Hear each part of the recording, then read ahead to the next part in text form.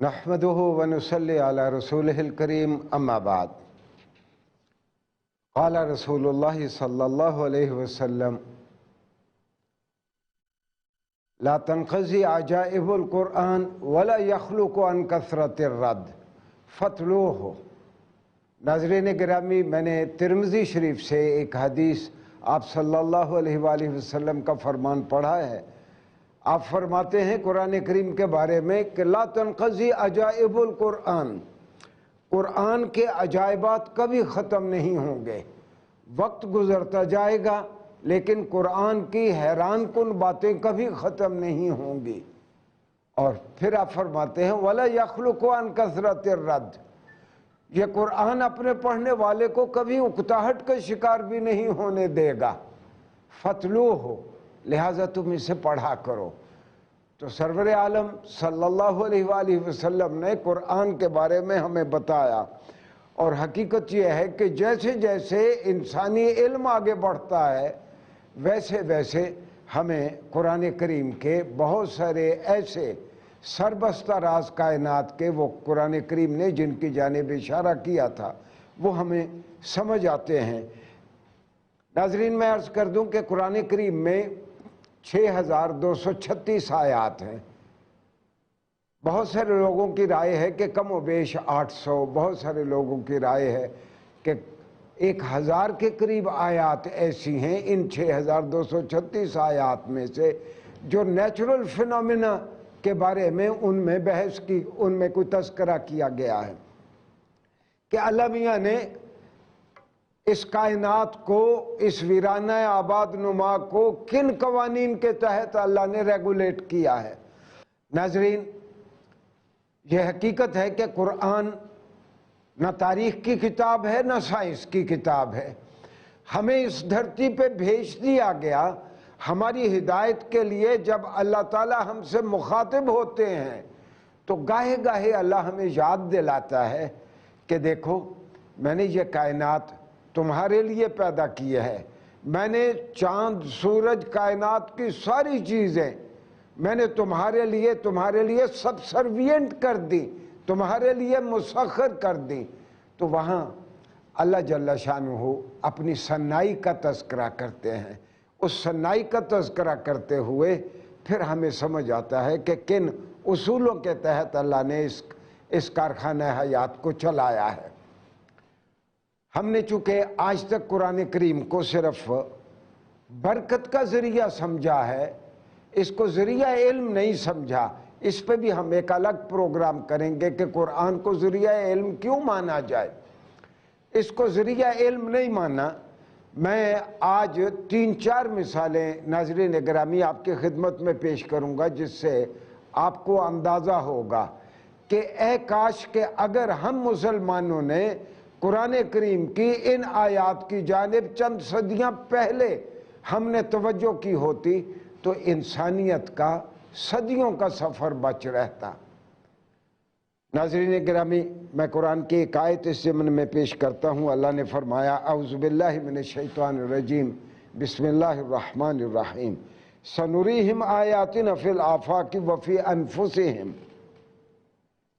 حتی یتبین لہم انہ الحق۔ اللہ فرماتا ہے کہ اے لوگو، میں آفاق میں، ہورائزنز میں اور تمہارے اندر اپنی بہت ساری نشانیاں تم کو دکھاؤں گا تاکہ تمہیں پتہ چل جائے کہ جو اللہ کی جانب سے آیا ہے وہ حق ہے۔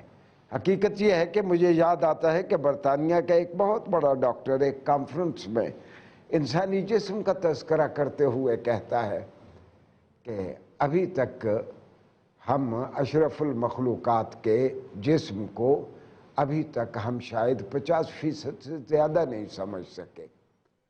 اور اللہ نے ہمارے لیے کہا کہ وَمَا أُوتِيتُم مِّنَ الْعِلْمِ إِلَّا قَلِيلًا، تمہیں تو بہت تھوڑا سا علم دیا گیا ہے، پھر ہمیں مہمیز دی کہ تم اس کے بارے میں تفکر کرو، غور و فکر کرو کہ ہم نے یہ دھرتی کس طرح بنائی۔ مثال کے طور پر اللہ نے کہا کہ اِنَّ فِي خَلْقِ السَّمَاوَاتِ وَالْأَرْضِ وَاخْتِلَافِ اللَّيْلِ وَالنَّهَارِ لَآيَاتٍ لِأُولِي الْأَلْبَابِ، ارباب دانش کے لیے ان موسموں کے بدلنے میں، دن اور رات کے آنے جانے میں، آسمانوں کے پیدا کرنے میں لوگوں کے لیے بہت سارے سبق اور بہت ساری نشانیاں ہیں۔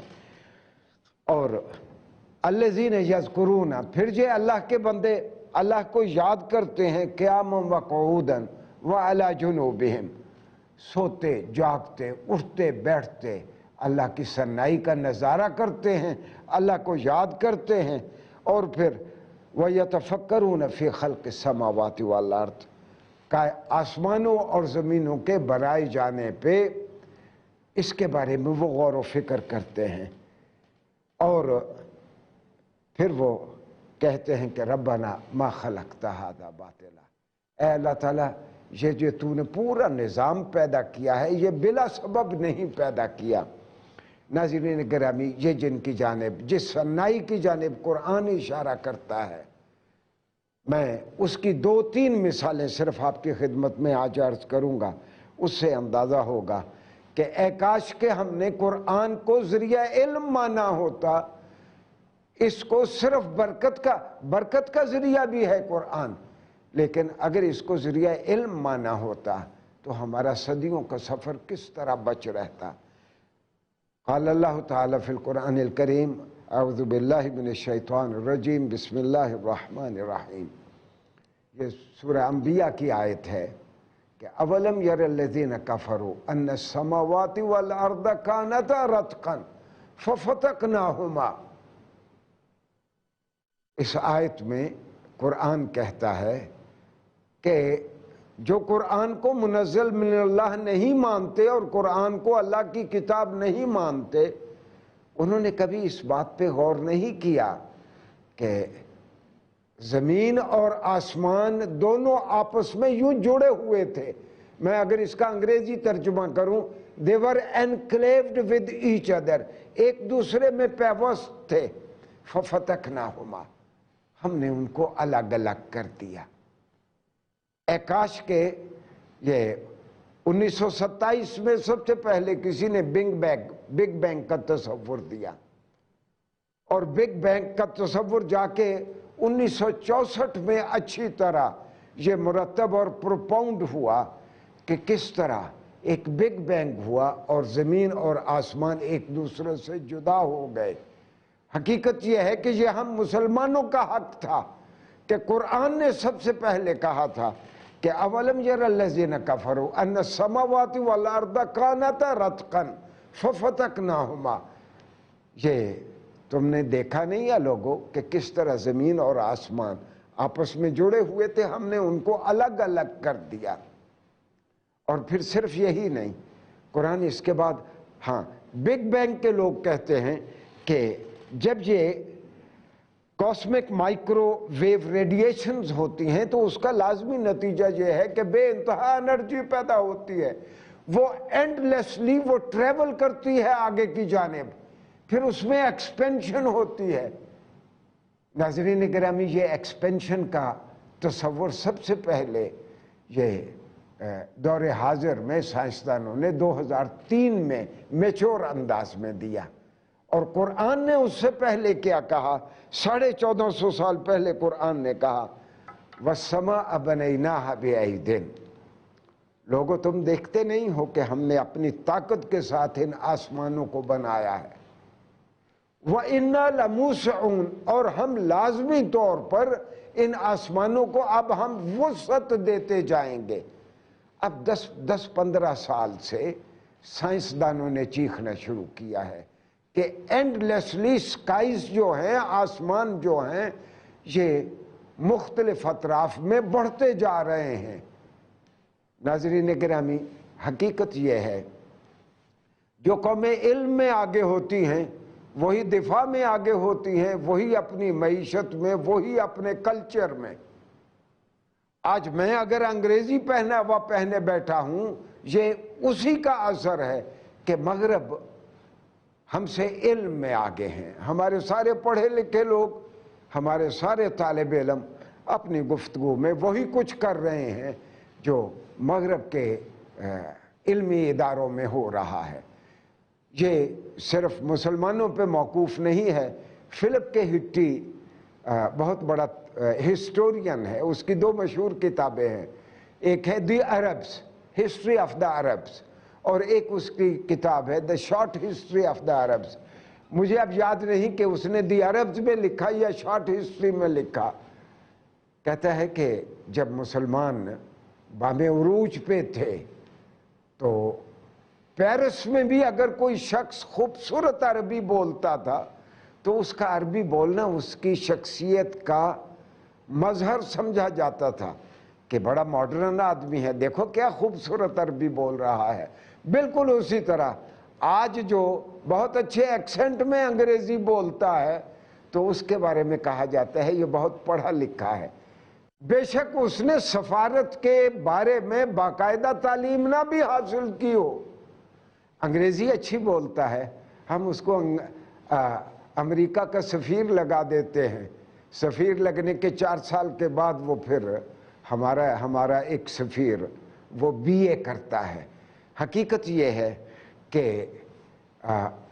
حکمرانوں کی زبان بھی حکمران ہوتی ہے، اور یہ آج ہی نہیں ہو رہا۔ فلپ کے ہٹی نے جس طرح میں نے عرض کیا کہ کسی زمانے میں فرانس میں جو شخص خوبصورت عربی بولتا تھا اس کا سب سے زیادہ احترام ہوتا تھا۔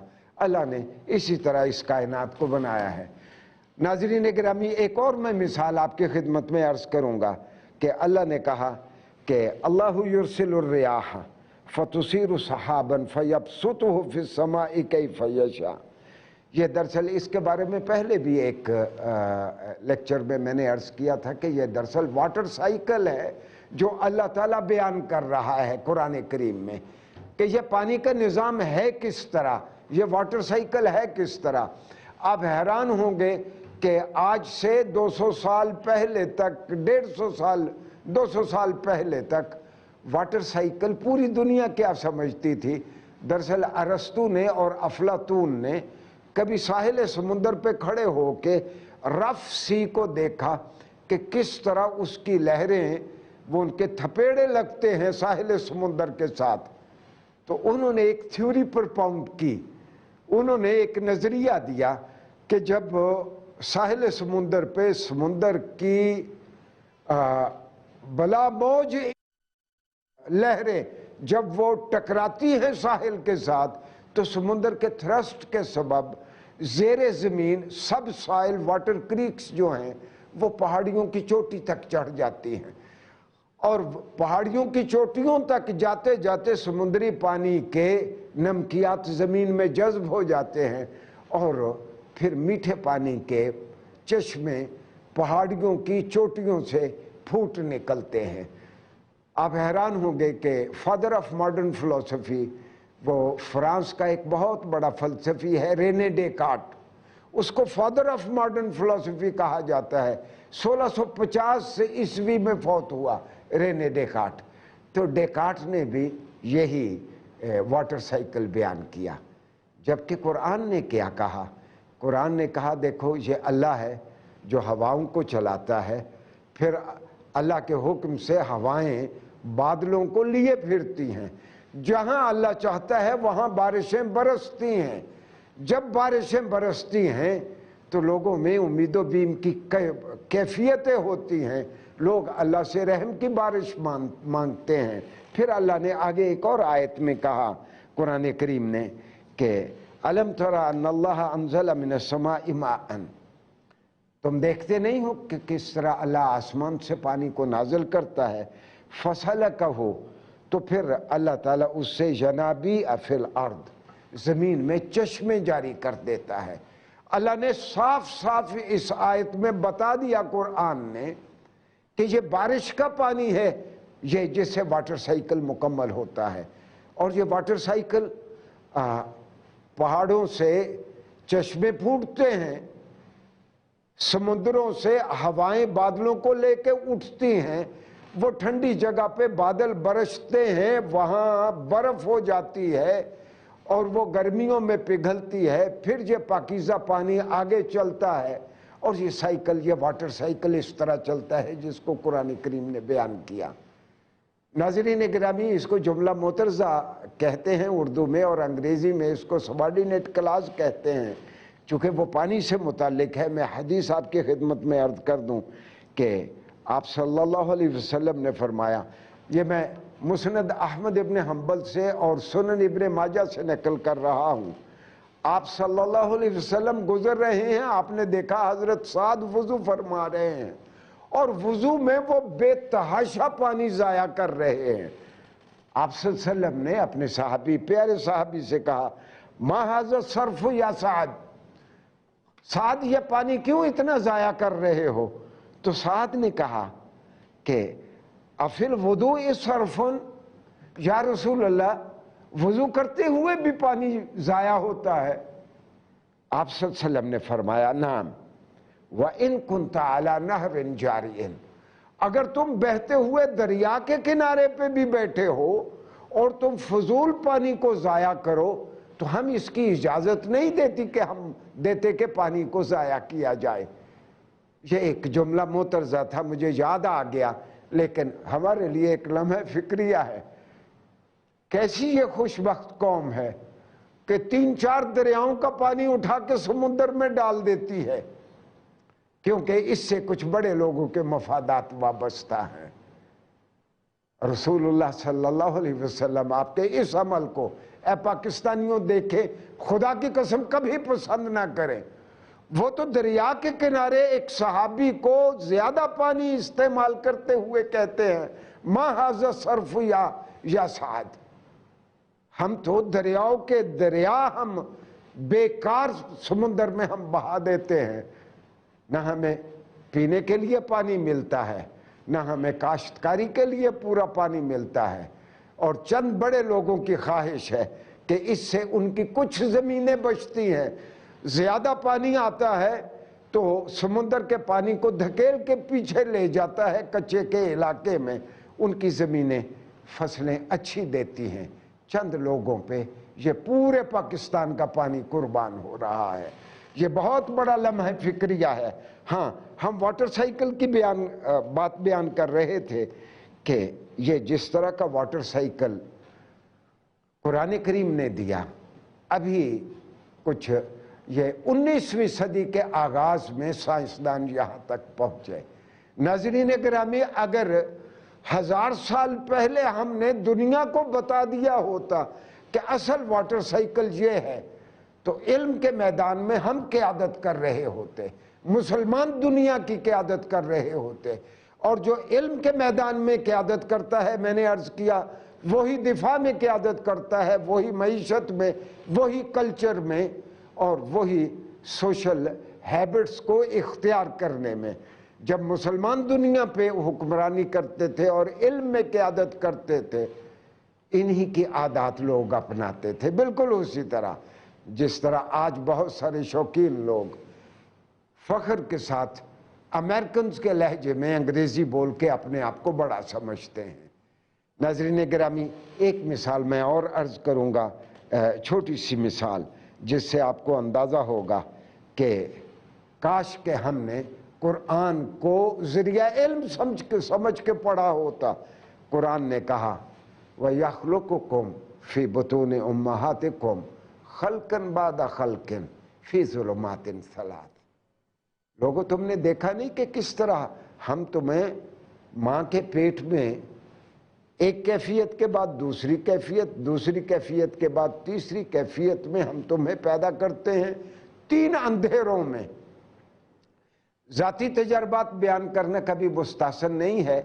मेरे एक सीनियर दोस्त बताते हैं कि यूनिवर्सिटी ऑफ ग्लासगो का एनाटॉमी डिपार्टमेंट बरतानिया के बड़े डिपार्टमेंट्स में से एक है। हमारे उस दोस्त ने जब ये आयत पढ़ी तो उसने उसके एक बड़े जलील कदर प्रोफेसर एनाटॉमी के उन दिनों में, कोई अर्ली 80s में ग्लासगो में थे, उन्होंने उसको टेलीफोन किया कि prof, I have a book in front of me. میرے سامنے ایک کتاب ہے. لوگ کہا جاتا ہے 1400-1500 سال پرانی کتاب ہے. اور یہ کتاب کہتی ہے کہ اے انسان تمہیں پیدا کیا گیا ہے ماں کے پیٹ میں 3 اندھیروں میں فی ظلمات ثلاث. اچھا وہ برطانوی پروفیسر تھا, وہ کہتا ہے ہینگ آن, آپ کہاں سے بول رہے ہیں؟ انہوں نے کہا میں فلان ڈپارٹمنٹ سے. وہ بھاگتا ہوا وہاں آیا. اسی اسنا میں ہمارے دوست نے ایک سیل کا گورے کا ترجمہ قرآن کریم کا نکال کے رکھ لیا اور آ کے پروفیسر آف اناٹمی کو دکھایا. اس نے پڑھا کہ man has been created under 3 darknesses. تو وہ کہتا ہے کہ اب ہم اناٹمی کے لوگ اس کو اب ڈارکنیسز نہیں کہتے, ہم ان تینوں کو ایبڈومینل وال اور یوٹرائن وال اور تیسرا فیٹل میمبرین وال which covers the amniotic cavity, یہ ہم ان کو اب ہم والز کا نام دیتے ہیں, ڈارکنیسز کا نام نہیں دیتے. But by the way which book is this, یہ کون سی کتاب ہے؟ تو ہمارے دوست نے بتایا پروفیسر صاحب کو کہ مسلمان کہتے ہیں کہ یہ محمد صلی اللہ علیہ وسلم کی طرف یہ وحی اتاری گئی ہے. کہتا ہے کہ اٹس سرپرائزنگ, 1400 سال پہلے یہ تصور کسی تہذیب میں نہیں تھا. اینڈ محمد صلی اللہ علیہ وسلم cannot be author of this idea. ناظرین گرامی, یہ دراصل قرآن کا ڈیوائن کریکٹر ہے, یہ قرآن کا الوہی کردار ہے کہ 1400 سال پہلے, 1450 سال پہلے ایک امی شخص جس نے باقاعدہ تعلیم حاصل نہیں کی, انسان کی پیدائش کے بارے میں کوئی ایسی رائے دیتا ہے جو اس کی ماقبل کی کسی تہذیب میں نہیں ہے. تو یہ ثابت کرتی ہے کہ اس تک یہ پیغام بھیجنے والی ایک ذات گرامی ہے جو ان ساری چیزوں کی خالق ہے. ہاں میں بھول نہ جاؤں, اس بارے میں کئی لوگوں نے کہا کہ نہیں, کہ یہ ایبڈومن اور اس کے بعد یوٹرس اور اس کے بعد یہ ایمبیوٹک جو وال ہے یہ اس کا تذکرہ نہیں ہے. کئی لوگوں کی رائے یہ ہے کہ یہ صرف یوٹرس کے بارے میں قرآن کہہ رہا ہے. اگر یہ یوٹرس کے بارے میں ہے تو پھر یہاں جو اگر کوئی میڈیکل ڈاکٹر مجھے سن رہے ہوں تو انہیں پتا ہو کہ یوٹرس ہیز 3 لیئرز. پہلی ایکٹوڈرم ہے, اس کے بعد میزوڈرم ہے, اس کے بعد اینڈوڈرم ہے. اور جب آپ یوٹرس کی یہ تینوں لیئرز آپ کاٹ لیتے ہیں تو آپ سیزیرین بیبی آپ پک کر لیتے ہیں. ناظرین گرامی, میں پھر آپ کو یاد دلاؤں گا کہ یہ قرآن کریم جو ہے یہ سائنس کی کتاب نہیں ہے, لیکن یہ اللہ اپنی صنائی کا جب تذکرہ کرتا ہے اس وقت ہمیں یاد دلایا جاتا ہے کہ دیکھو جس دھرتی پہ ہم نے تمہیں بھیجا ہے ان کو کچھ قواعد کے تحت ہم نے ریگولیٹ کیا ہے. اور چلتے چلتے آخری بات میں آپ سے عرض کر دوں, قرآن کریم نے ایک جگہ پہ کہا کہ اولم یروا انا نأتی الارض ننقصها من اطرافها. لوگوں دیکھو, اب ایک وقت آئے گا جب اللہ کہتا ہے کہ ہم زمین کی جانب توجہ کریں گے اور پھر زمین کو اس کے کناروں سے, اس کی ایکسٹریمٹیز سے ہم زمین کو لیتے رہیں گے. حقیقت یہ ہے یہ 1400 سال 1450 سال پہلے ہمیں وارن کر دیا گیا کہ ایک وقت آنے والا ہے جب زمین کے کنارے سمندر برد ہو جائیں گے. اللہ کہتا ہے کہ ننقصها من اطرافها. آج ہمیں پتا ہے کہ بنگال کا بڑا حصہ ڈوب رہا ہے, سطح سمندر, یہ گلوبل وارمنگ بڑھی ہے, 2 فٹ اور اونچا ہو جائے تو دنیا کے کئی علاقے سمندر برد ہو جائیں گے. مالدیپ ڈوب رہا ہے اور اسی طرح کائنات کے اس دھرتی کے کرۂ ارض کے کئی علاقے ڈوب رہے ہیں. کہنا میں صرف یہ چاہتا ہوں کہ یہ دراصل یہ کتاب ہمیں وارننگز بھی دیتی ہے, آنے والے وقتوں میں جو ہونے والا ہے اس کی خبر بھی دیتی ہے, اور یہ اس لیے دیتی ہے کہ یہ اس خالق کا کلام ہے. کاش کہ ہم اس کو اس کی زبان میں پڑھ کے سمجھے ہوتے تو پھر ہم علم میں بھی بہت آگے ہوتے اور انسانیت کا صدیوں کا سفر بچ رہتا. ناظرین، آئندہ ہم جائزہ لیں گے قرآن بطور ذریعہ علم. والسلام علیکم ورحمۃ اللہ وبرکاتہ.